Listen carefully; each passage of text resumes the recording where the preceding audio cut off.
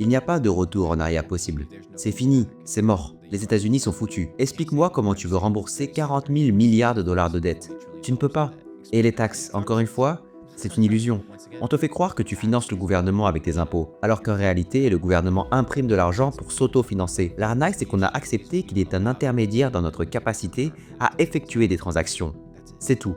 Et cet intermédiaire a abusé de son pouvoir. Ils ont créé un système fermé, un cadre où ils nous enferment tous, en disant que tout système alternatif est une arnaque, que toute idée différente est frauduleuse. Donc on est dans une situation aujourd'hui où la forme la plus solide d'argent existe. C'est quoi l'argent? Un moyen d'échange et une réserve de valeur. Et aujourd'hui, c'est quoi la meilleure réserve de valeur? Et le meilleur moyen d'échange? Il faut quelque chose qu'on ne peut pas censurer, avec une offre limitée et une demande supérieure à l'offre disponible. Bitcoin, c'est la solution évidente.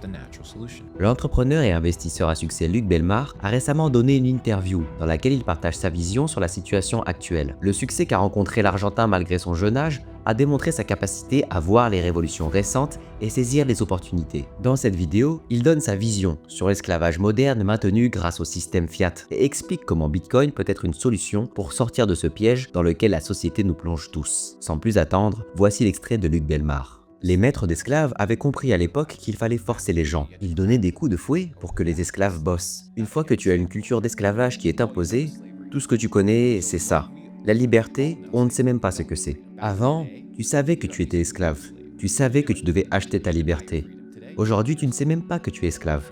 Pas de coup de fouet, juste de l'argent imprimé à partir de rien. Et on te dit qu'il a de la valeur. Et c'est pour ça que vous passez toute votre vie à travailler. Moi, je ne travaille pas pour de l'argent. Je travaille pour des relations, pour construire un réseau, pour me développer personnellement, pour offrir des services, des biens, de la valeur sur le marché. Et si l'argent vient, tant mieux. C'est juste une conséquence de mon travail. Mais travailler pour de l'argent, c'est travailler pour quelque chose qui appartient à quelqu'un d'autre. Parce que cet argent, ce n'est pas toi qui le possède. Demande à la plupart des gens de définir ce qu'est l'argent. Ils ne sauraient même pas te répondre. Ils travaillent pour quelque chose qu'ils ne comprennent même pas. L'argent, c'est une avancée technologique.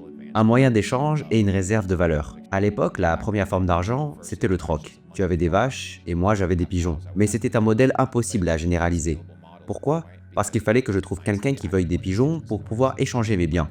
Alors on a introduit la première vraie avancée technologique du commerce, la monnaie. Pour la première fois dans l'histoire, les gens pouvaient conserver quelque chose qui ne mourait pas, qui ne pourrissait pas, et qu'ils pouvaient échanger contre une valeur équitable qu'une autre personne allait accepter.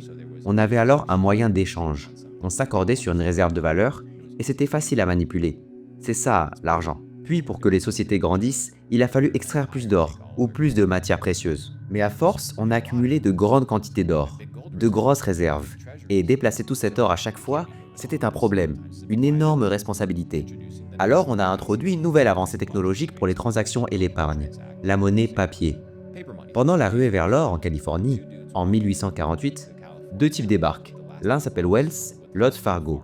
Ils disent « Écoutez, on va garder vos dépôts d'or et en échange, on vous donnera des reçus en papier. » 150 ans plus tard, Wells Fargo gère 10 000 milliards de dollars d'actifs. Puis en 1971, on arrive à une nouvelle étape. Ils disent « Ces billets, jusque-là, représentaient une quantité d'or stocké. Oubliez ça.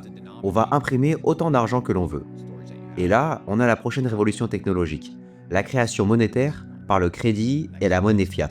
Est-ce que c'était positif? Est-ce que c'était négatif? Eh bien, ça dépend à qui tu demandes. Si tu es celui qui imprime l'argent, tout va bien pour toi.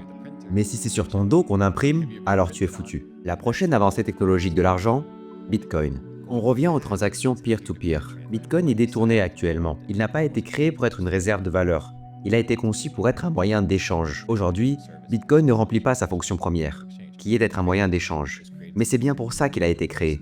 Remplacer les transactions bancaires. C'est la version digitale de la monnaie physique, avec toutes les meilleures propriétés de l'or et des pièces physiques, mais sous forme numérique. Depuis sa création, la situation autour de la monnaie fiat s'est énormément dégradée. Ces 3 dernières années, on a vu l'offre monétaire doubler, parce qu'on est dans une spirale de la dette. C'est comme une mort lente, un cercle vicieux. Il n'y a pas de retour en arrière possible. C'est fini, c'est mort. Les États-Unis sont foutus. Comment veux-tu sauver ça? Explique-moi comment tu veux rembourser 40 000 milliards de dollars de dette. Tu ne peux pas. Et les taxes, encore une fois, c'est une illusion. On te fait croire que tu finances le gouvernement avec tes impôts, alors qu'en réalité, le gouvernement imprime de l'argent pour s'auto-financer. Les taxes, c'est du vent. Regarde, par exemple. Je paye 1000 balles. Ok, parfait.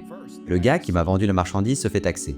En plus de ça, il paye des frais pour le traitement du paiement. La boîte qui gère le paiement, elle paie aussi des taxes sur la transaction. Et le vendeur, il doit encore payer des taxes sur le revenu. Et le gars à qui il a acheté le produit, pour me le revendre avec une marge, lui aussi se fait taxer sur son stock. Moi, de mon côté, je gagne de l'argent, et bim, je dois payer des taxes dessus.